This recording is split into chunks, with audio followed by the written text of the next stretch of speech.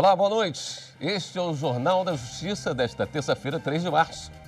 Um seminário realizado pelo Conselho Nacional de Justiça debate hoje e amanhã aqui em Brasília a política criminal no Brasil, com foco no princípio da dignidade da pessoa humana. Este é um dos destaques de hoje. Você vai ver também.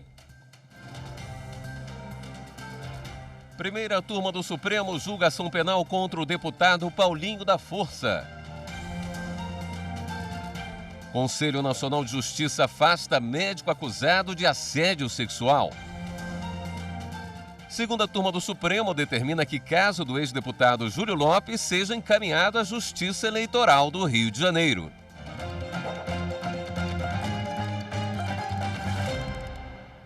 A primeira turma do Supremo Tribunal Federal começou a julgar hoje uma ação penal contra o deputado federal Paulinho da Força, do Solidariedade de São Paulo. Repórter Leandro de Souza acompanhou a sessão e tem os detalhes. Boa noite, Leandro. Boa noite, William. Boa noite a todos. O mais curioso é que o Ministério Público chegou até o nome do deputado Paulo Pereira da Silva, o Paulinho da Força, de forma fortuita, quando eles investigavam um suposto outro crime, que seria de tráfico internacional de mulheres e prostituição, quando por meio de uma interceptação telefônica autorizada judicialmente, teriam descoberto um crime que o deputado participaria, que seria desvio de dinheiro público por meio de empréstimos fraudulentos concedidos pelo Banco Nacional de Desenvolvimento Econômico e Social, o BNDES. Acompanhe na reportagem. O deputado federal Paulinho da Força é acusado de formação de quadrilha, desvio de finalidade de empréstimo cedido por banco público e lavagem de dinheiro. Segundo o Ministério Público Federal, o esquema envolvia a indicação de membros para o Conselho de Administração do BNDES que facilitavam a liberação de empréstimos para empresas. 2 para as lojas Marisa, sendo o primeiro de cerca de 220 milhões de reais, e o segundo de cerca de 174 milhões de reais. E um terceiro que beneficiou a Prefeitura de Praia Grande, São Paulo, de aproximadamente 130 milhões de reais. De acordo com o Ministério Público, quem recebia o empréstimo repassava uma parcela para empresas laranja, que encaminhavam o dinheiro ao deputado e outros membros da organização criminosa. Os valores constariam, inclusive, em planilhas apreendidas junto às empresas. Em ambas constam o valor exato, R$ 82.162,93, e a referência às iniciais PA, referentes ao deputado, e a RT, referente a Ricardo Tosto. Veja que o tomador do empréstimo já sabia a destinação desse recurso em seus registros particulares do valor tomado junto ao Banco Nacional. A defesa alegou não existirem provas da participação do deputado no suposto esquema. Qual a participação de Paulinho nisso? Se tudo o que narra a denúncia é que ele teria recebido valores provenientes da operação do BNDES. E qual a relação com a aplicação indevida do financiamento? Ah, mas ele nomeou Tosto e João Pedro Moura para o conselho do BNDES, conselho de administração, que não tem poderes algum de aprovação desses financiamentos. Tanto que a acusação passa longe dessa afirmação. Não existe em momento algum da denúncia a afirmação de que o réu, de que qualquer um deles tivesse participado da aprovação desses projetos, porque simplesmente não participaram. O advogado de defesa também argumentou que o deputado está sendo vítima de crime de tráfico de influência porque o nome dele teria sido usado para obter os empréstimos. A sessão foi suspensa pouco antes das 6 da tarde, não sem antes o relator ministro Alexandre de Moraes apresentar a análise das provas. E ele considerou que essas provas eram lícitas e foi acompanhada pelos outros ministros. William. Obrigado, Leandro. A segunda turma aqui do Supremo também se reuniu hoje. O ex-deputado Júlio Lopes vai responder criminalmente na Justiça Eleitoral do Rio de Janeiro. Quem acompanhou os trabalhos da segunda turma foi a consultora jurídica da TV Justiça, Karina Zucolotto. Boa noite, Karina. Boa noite, William. No caso desse ex-deputado que nós citamos agora, no julgamento deu empate, né? Como é que foi resolvida essa questão?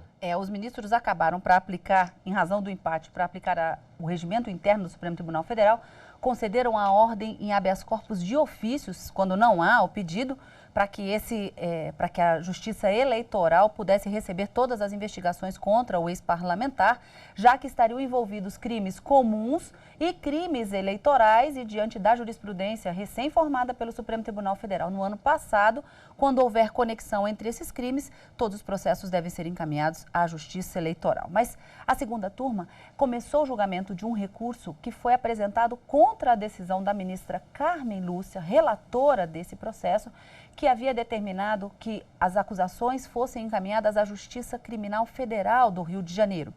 Nesse sentido, também, o ministro Edson Fachin já havia votado e o julgamento foi retomado hoje com o voto vista do ministro Gilmar Mendes, que acabou abrindo a divergência e entendendo que seria o caso de aplicação da jurisprudência do Supremo Tribunal Federal.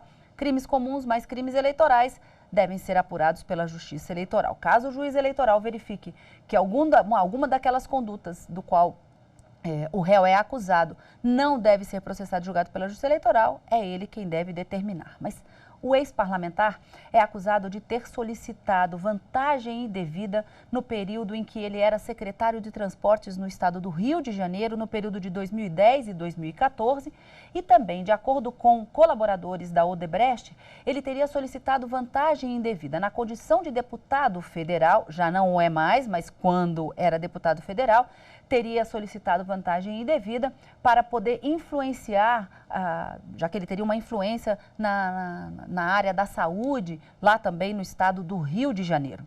O pedido aqui no Supremo Tribunal Federal era justamente para o arquivamento das investigações contra esse ex-parlamentar, em razão do excesso, da demora na tramitação dessas investigações, ou que o Supremo Tribunal Federal determinasse o encaminhamento de toda essa investigação para a Justiça Eleitoral do Rio de Janeiro. E nesse sentido, eles acabaram entendendo, deu empate, como você disse, 2 ministros votaram para que fosse para a Justiça Eleitoral e 2 para a Justiça Federal.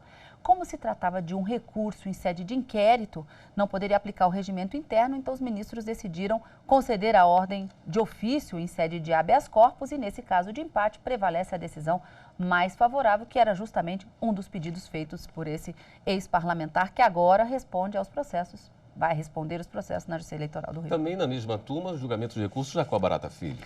Exatamente. Nesse caso, houve a retomada do julgamento, também com o voto vista do ministro Gilmar Mendes, mas a suspensão desse julgamento em razão de um pedido de vista da ministra Carmen Lúcia.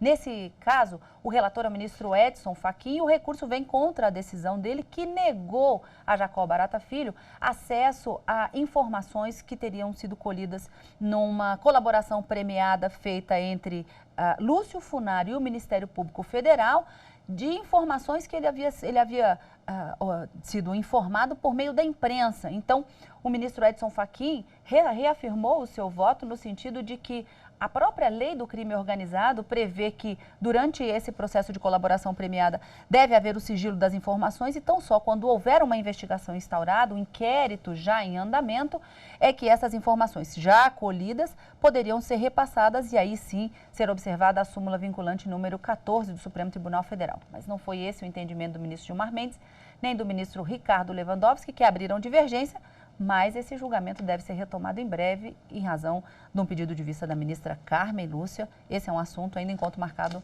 mais uma vez na segunda turma. Amanhã tem sessão extraordinária.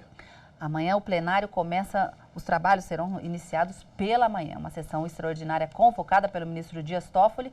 Amanhã, a partir das 9h30, à tarde, continua a sessão plenária e na quinta-feira teremos mais sessão plenária no Supremo Tribunal Federal. Uma verdadeira maratona de julgamentos nessa semana. Semana cheia, que bom. Semana cheia. Obrigado, Karina. Eu que agradeço.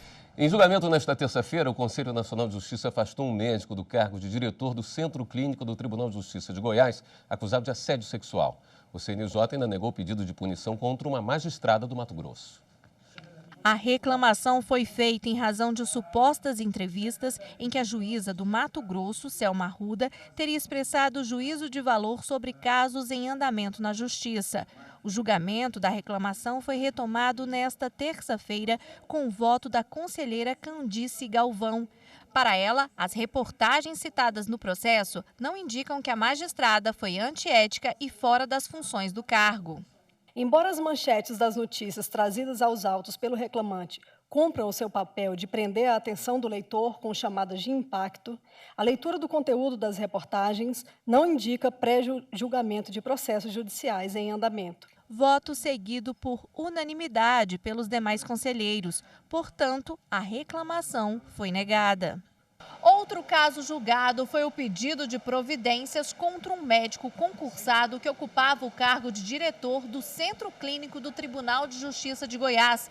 Ele foi denunciado por 8 servidoras por assédio sexual. O relator, o Corregedor Nacional de Justiça, ministro Humberto Martins, votou pelo afastamento do servidor do cargo. Foi proposta ação civil pública por ato de improbidade administrativa em desfavor do requerido.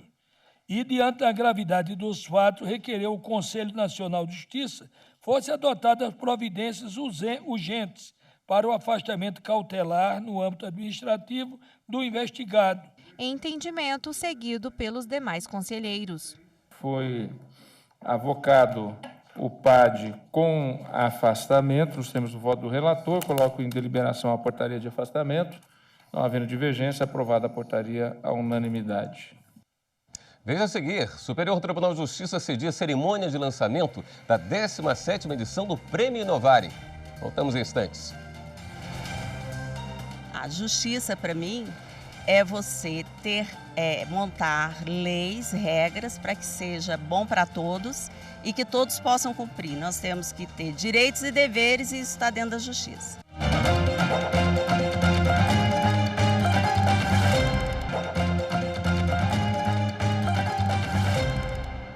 O Superior Tribunal de Justiça cediu a cerimônia de lançamento da 17ª edição do Prêmio Inovare. A premiação é uma forma de identificar e difundir as iniciativas que contribuem para o aprimoramento do judiciário no Brasil. São projetos, iniciativas inéditas e que têm a fácil replicação, ou seja, que não demanda muito custo. Nesta edição, a categoria Destaque vai premiar as melhores iniciativas em defesa da liberdade. Da liberdade de ir e vir, da liberdade de trabalhar, da liberdade de escolher. Nós tratamos da liberdade na sua amplitude, porque a liberdade não pode ter limites. O limite da liberdade está na ordem social. Então, tudo que é possível para concretizar um direito fundamental é necessário que façamos. É um chamamento da sociedade à reflexão, para ver que a dignidade da pessoa humana começa com o trânsito, a administração da nossa vida em condições de liberdade, antes de tudo. O Prêmio Inovare, ele traz uma vitrine para essas boas práticas, para todo o esforço que a magistratura tem feito em prol da sociedade, em prol da cidadania. Inicialmente, o Prêmio Inovare era restrito à magistratura e aos tribunais, mas foi ampliado para contemplar iniciativas do Ministério Público, da Defensoria Pública e da sociedade civil. Desde a criação do Inovare, em 2004, já foram premiadas 226 práticas, entre mais de 7.000 inscritas. A novidade deste ano é a inclusão da categoria CNJ Gestão Judiciário, que vai reconhecer os trabalhos de juízes que aperfeiçoaram a gestão de suas áreas de atuação. O que nós tentamos identificar são pessoas que tragam inovações importantes, que tragam melhoria para o funcionamento da justiça. E a inovação tecnológica certamente contribui para isso. É importantíssimo isso para o melhor funcionamento da justiça no Brasil. Para fazer a inscrição, os candidatos devem acessar o site do Instituto Inovare a partir desta terça-feira, 3 de março, e preencher o formulário. O ministro Gilmar Mendes, do Supremo Tribunal Federal, negou habeas corpus em favor de Clodoaldo Pereira de Godoy, condenado a 21 anos de reclusão por homicídio duplamente qualificado contra um dos irmãos dele na cidade de Leme, em São Paulo. O crime ocorreu em junho de 2008. A defesa questionava a pena imposta pelo Tribunal do Júri, alegando aumento desproporcional e pedia sua redução. Em sua decisão, o ministro Gilmar Mendes afirmou que o Tribunal de Justiça de São Paulo não analisou as teses trazidas pela defesa no habeas corpus. E como a matéria não foi submetida a debate na instância ordinária, o Supremo se encontra impedido de se pronunciar a respeito, sob pena de indevida supressão de instância. O ministro Gilmar Mendes afirma ainda que também não há nada a ser reparado na dosimetria da pena. A primeira turma do TST negou o pedido de indenização por danos morais a um ex-empregado da Aurus Industrial. O profissional não recebeu as verbas rescisórias no prazo previsto em lei. Na ação, o analista de planejamento de demanda afirmou ter trabalhado na empresa por 11 anos e que foi dispensado sem justa causa em decorrência de falência.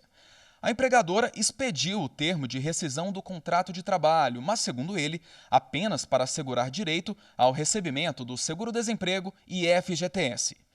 Apesar de a rescisão ter sido homologada pelo Sindicato dos Marceneiros de São Paulo, diversas parcelas não foram quitadas.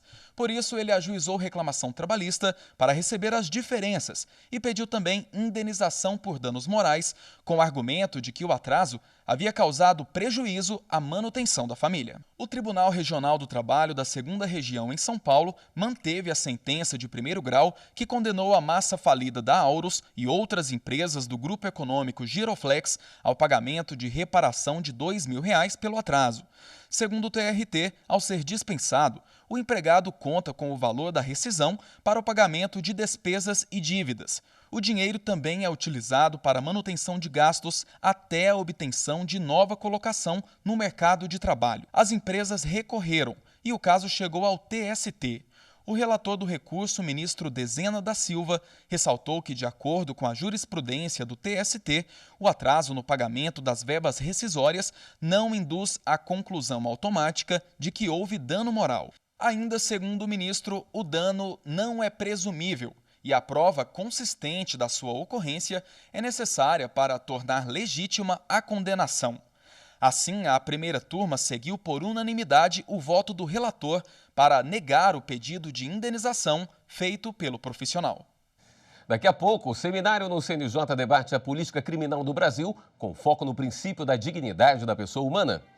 E agora, no intervalo do jornal, você vai ver mais um episódio da série Aqui Tem Justiça. O tema é justiça restaurativa. No Distrito Federal, a justiça está ajudando a diminuir a violência em vários lugares. Em instantes. Bom, justiça para mim é você poder proporcionar uma vida digna ao cidadão brasileiro.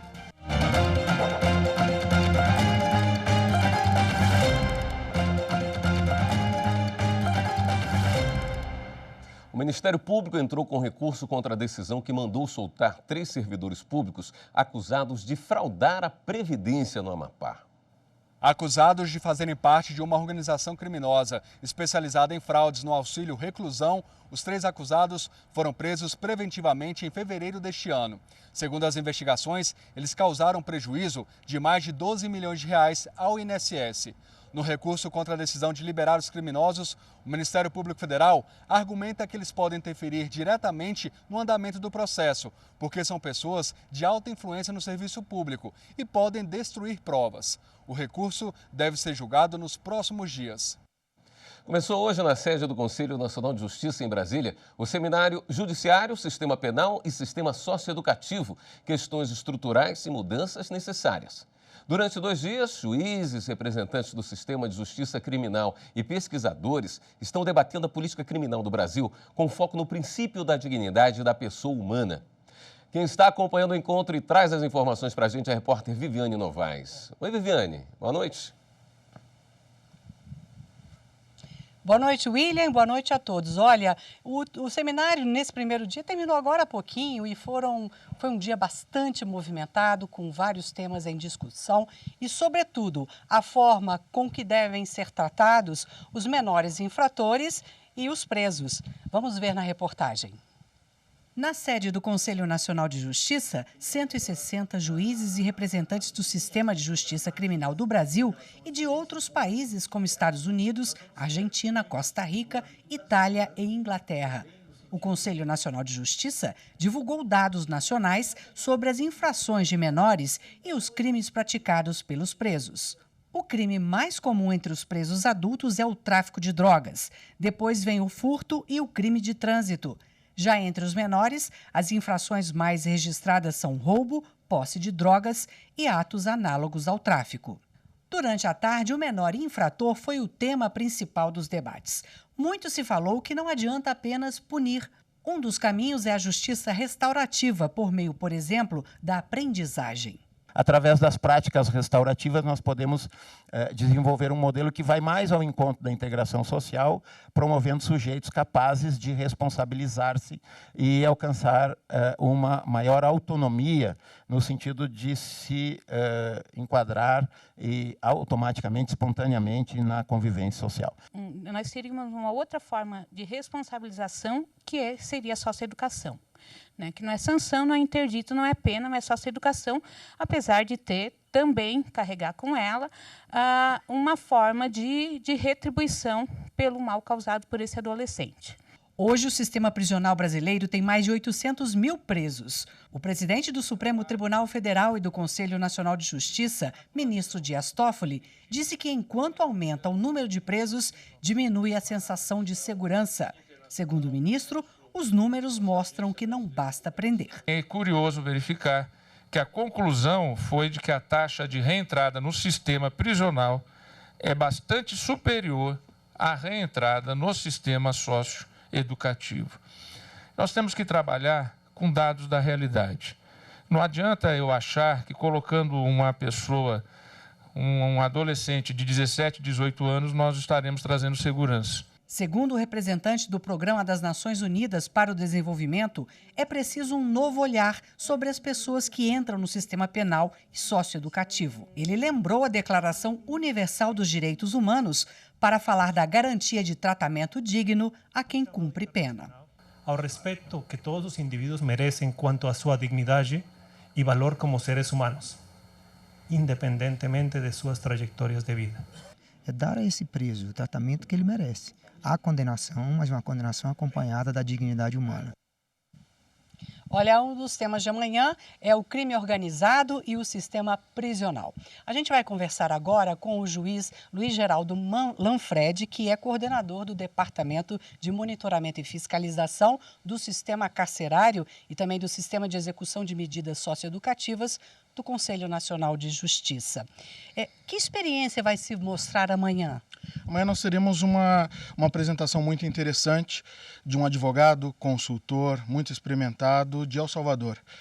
Nós temos em El Salvador um problema muito estabelecido com relação às quadrilhas, né, às pandilhas, e ali nós temos soluções realmente bastante interessantes no sentido da contenção, da forma de conter essas pessoas, ou seja, que elas não continuem a praticar seus crimes de dentro dos estabelecimentos prisionais, mas sem perder a mão também com as medidas de resguardo desse contingente na defesa dos direitos humanos dessas pessoas.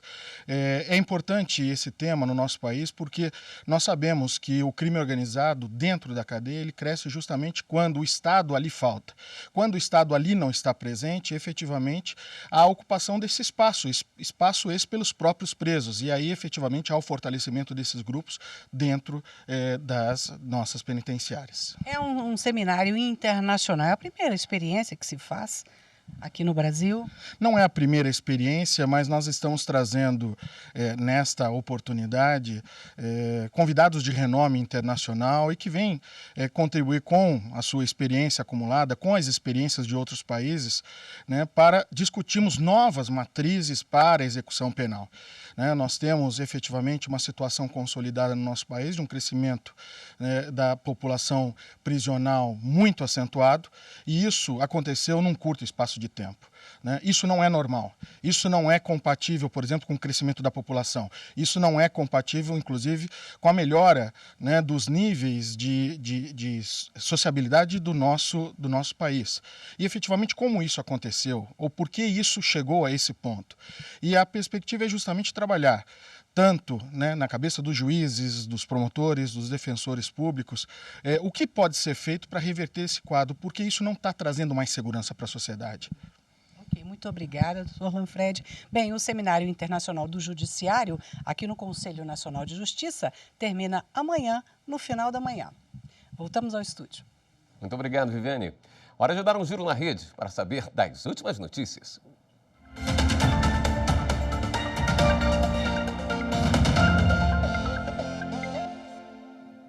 Vamos até a redação do Jornal da Justiça. Fala com a repórter Fernanda Porto, que tem as últimas informações. Boa noite, Fernanda. Olá, William. Boa noite para você e para todos que nos acompanham. O giro de hoje começa com a notícia que o vice-presidente do Supremo Tribunal Federal, ministro Luiz Fux, completou 9 anos de atuação na corte hoje. Durante esse tempo, o ministro acelerou o andamento de processos em que é relator. Com isso, tem um acervo 57% menor se comparado com a época que ingressou no STF, em 2011. Outro número que chama a atenção é o de despachos e decisões. A média é de 7.300 por ano. Ainda falando sobre o Supremo Tribunal Federal, o ministro Alexandre de Moraes concedeu habeas corpus para que o empresário Álvaro Vieira cumpra pena em regime semiaberto. Com a decisão, será possível aplicar a progressão de regime autorizada em primeira instância. O empresário, que é dono de uma mineradora, foi condenado a mais de 8 anos de prisão por evasão de divisas e por exportação irregular de material nuclear. E o ministro Gilmar Mendes reforçou jurisprudência do STF ao declarar ilegal condução coercitiva do presidente de uma ONG. O homem foi intimado a comparecer em CPI que apura mau uso de verbas públicas no Paraná.